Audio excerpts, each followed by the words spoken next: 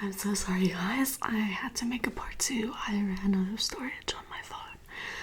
Sorry about that. Please watch part one first if you haven't. Okay, I'm going on to question number 14, which is, what software do you use to edit? And I actually use iMovie because my laptop is not great for editing. I've tried DaVinci Resolve in the past, but it just didn't work very well for me. Lots of issues, lots of complications. So I decided to go with a simpler version. It's been working well for me for now, but I'm gonna have to eventually switch over to a different software when I get a camera. I'm saving up for a camera because I would really like to have clearer, better quality footage. So please stick it out with me. I hope to have even better quality content for you very soon. The next question is, what time of the day do you film? I always film during the daytime because the light is just so good during the day. I had a ring light and I did use that during the night time, but for me it's still not as good as filming during the day. The daylight shining on you is just the best, clearest light you can get. And I know there are some sounds during the day, but in the past I tried filming late at night and there was still dogs barking and all sorts of things, and it's also really bad for my sleep schedule because I work a full-time job, so I can't just film at 3 in the morning because then I would not be able to function during the day. So daytime is working really well for me. I think I will stick to this for the foreseeable future, but let's see when I have a ring light again. My previous one broke, unfortunately, but if I get one again, we'll see. Maybe I'll try out filming in the evenings. And then, what is your favorite video that you've made? So it's actually a video that you haven't seen yet. It's one that I filmed this past weekend, so I'm so excited to share it with you guys. Okay, I'll tell you what it is. It is one with my sister where she tries ASMR for the first time, and my gosh, did we have some laughs. The video turned out funny, silly, entertaining, but also relaxing. So that is my favorite video. I cannot wait to show it to you guys. My other favorite one that I already have on my channel, well, it's actually on my second channel, which is Kitty Cat ASMR, is the latest one on there. Well, no, second latest, where you get kidnapped by the devil. That video took so much work, and I'm so happy that it got a positive response. Have one of your videos had an unexpected negative fan reaction? So I don't see my viewers as fans at all. I see you guys as my friends. And my friends are so nice. Honestly, I've never had a bad reaction, thank goodness. It's just on my shorts videos I get an unexpected amount of dislikes, but I understand that it comes from people who probably stumbled across the shorts video and doesn't know what ASMR is, because I would get comments like ew or what is this, so that's a bit, the first time it happened I was like, whoa, I've never had this many dislikes before, but I'm not taking it to heart. I understand where it's coming from, and I always just try to tell them it's ASMR, it's, check it out. What video of yours do you think did not get the love it deserved? Oh, this question. For me it is a video, well, two videos. It's my zodiac sign series. I discontinued the series because it is honestly the series that I had to put the most amount of hours in, because I had to research, I had to do makeup, I had to do a printout of things about the zodiac sign. I had to study, I had to put together affirmations just for that sign. I had to find appropriate filters on Instagram was a lot of editing, and it is honestly my least viewed videos, and I don't understand why. The first time I put it up, I was so proud of it. The first one I did was Gemini. Yeah, I did Gemini and then Cancer, I believe. So when I put the Gemini one up, I was so, excited and happy about it, but got very little views. So I understand it's not everyone's cup of tea. That's why I discontinued the series, and it feels a bit not so great to have a uncompleted series on my channel, but I had to see how I could use my time more efficiently, unfortunately. What's something the audience doesn't know about the behind the scenes of your channel? So I think the thing that people don't know is the amount of work and problem solving and like troubles there is with like the most basic things. So for example, like my phone had ran out of storage space and now I had to make a part 2, and it might seem like a small thing, but now it's like all this like uploading and processing time and tags and titles and thumbnails, all of that is multiplied. And some of the things, like when I first started my channel, the only thing I could do was like balance my phone on my laptop and then try and balance my laptop somehow, and I had to sit on the ground to be behind the curtain that I wanted to be, and I had to sit cross-legged, and by the end of the video I would have pins and needles in my legs, like I could not feel them. And I was just thinking, if anyone saw my actual setup, they would think, what the heck is going on? Also, like, there's just so much stuff that you don't think about that needs to happen, like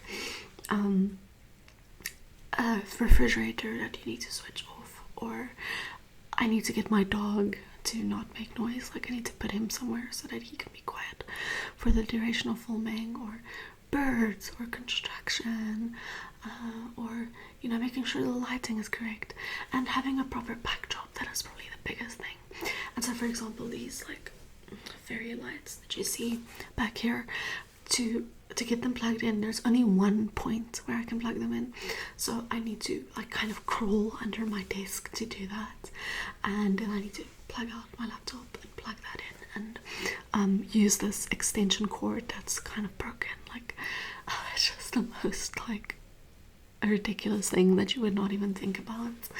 So yeah, little fun fact for you. Okay,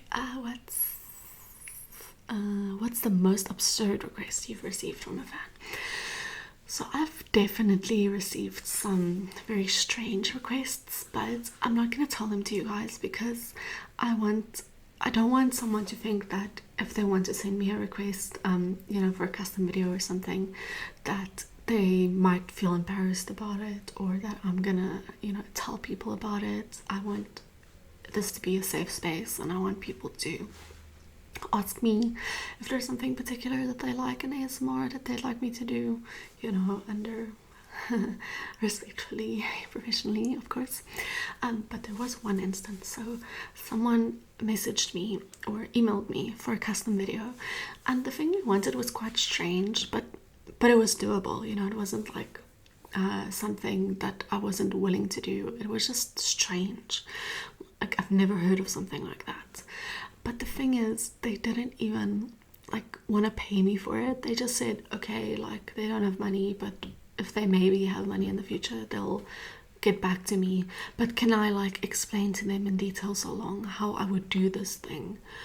And I was like, so you're expecting me to do all this work and to like entertain your strange idea, which is probably some kind of fetish, and then there's like a big chance that I'm never even gonna get the money for it.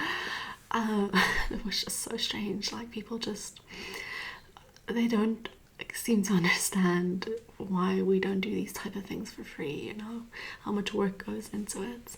So that was just so odd to me, that they just expect me to, kind of write this whole like concept for them based on what they're looking for, and then not even like giving me a clear answer of if they're actually interested in purchasing it or not. Do your family and friends know that you make ASMR videos? So for the first year of making ASMR, nobody knew, not a single person. Then I finally told my boyfriend, and he was not happy that I took so long to tell him about it, but I was very shy about it. And then a year after that, I told my sister, and my sister told my mom. So those are the only people in my real life that know about it, and I'd like to keep it that way. I don't think that it's something that I would like just tell anybody. I do feel more comfortable talking about it now because I've been doing it so long, and I feel more pride now in the type of videos that I put out. But it's still, if someone doesn't understand ASMR, it's just like, how do you explain it to them? I'm sure they won't be so understanding as my sister was, for example, because she was already watching ASMR and she thought it was amazing and she was so supportive. And my boyfriend is also super supportive about me making my channel. But for example, for my dad, I have no idea how I would explain to him what ASMR is. He's not even tech savvy, so I don't think it's gonna go well. Have you ever been recognized in public? Hell no, I am not famous, so definitely not. Maybe in future, maybe. But yeah, I think if I do meet someone in real life that's like, hey, I watch your videos, I would be so honored, but that's way in the future. Okay, what inspires your video ideas? So it's been this way all my life. All my best ideas come from when I'm laying in bed about to go to sleep, which is really bad because I tend to get so excited and start overthinking these ideas. But honestly, that's when I'm most creative. All of my videos that I've done best, those ideas all came when I was in bed, lights were off, and I was meant to sleep, and I literally lay there in bed and I plan it to the T. Like, I think of what sentences I'm going to say, what props I'm going to use, what pauses I'm going to take, what movements I'm going to make. And I've done this all my life. Like, all my serious thinking happens in bed during those hours. So sometimes I would have something that I'm so like nervous about, or like a problem or something, and I would think about it at night, and I would just find like a light bulb moment, like the best solution for it. Or I would just come up with an idea. I'm like, man, that's a good idea. Like, just the type of idea that I wouldn't get during the day. I don't know what it is, but my brain is like on another level during those hours. So that is, I pretty much every night before I go to sleep, I think about my channel and I think about ideas and I play the ideas I have in my head and add more to it. So it all comes from there. Where do you find yourself spending the most time online? YouTube, 100%. I struggle to like Instagram and Facebook and TikTok. I go on there, but not nearly as long as YouTube. I just like YouTube because there's such a variety on here and you can find such interesting things. And of course ASMR is on here and I watch a lot of that. So definitely, like, YouTube wins by huge majority of where I spent the most time. Other than like my work systems and emails and stuff, obviously not taking that into consideration. Last question, we did it. What advice would you give someone who wanted to make their own ASMR content? Okay, so when I first started out, everyone told me consistency, be consistent. And I got the idea that it's almost quantity over quality. So I really went with that. I was like, I need to put a video out, even if I'm not super happy with it, even if it's not my best work, it needs to go out. I need to upload twice a week. No way around it. And although it did help my grow subscribers, it did not help my views. So I felt very discouraged for a while because I was getting such low views. Like I would be lucky if I got 200 views on a video. And then I made a second channel and I decided to upload only once a week and make it like good quality, like really put time into it, instead of just pushing to have 2 videos a week. And it made such a difference. Got way more views. Like my videos there tend to very likely get close to 1,000 views if it's a role play or like a popular topic. My videos just seem to, even though I have way less subscribers on there than on this main channel, the views are much better. I do think YouTube is pushing that channel. They're definitely, the algorithm has buried this channel, unfortunately, because when I look at the views on there, most of them come from YouTube recommendations, whereas here it just comes from my subscribers or like channel pages or things like that. So what I'm trying to say is just start. It's good to just get started, but make sure you are consistent. But I would say it's almost better to upload once a week than twice if you are pressed for time. And really try and put some work into your videos in the beginning, because when you first make your channel, it's going to get pushed by YouTube a lot more than when you've been around for a long time. So for example, like me, I started my channel, made 2 videos, then like didn't upload for a whole year, then uploaded and started picking up, and then didn't upload for like months, and then, you know, it was very on and off, and that really hurt my algorithm. So don't do that. Just be consistent from the get-go, put that effort in, really start with like wanting to succeed. And then also, of course, doing popular topics. It's something I didn't realize before starting, but you really need to focus on what the audience wants rather than what you want. So for example, I love doing nature ASMR, I love doing book ASMR, but I have to now start giving more focus to like role plays or medical or makeup, because that's what people like to see.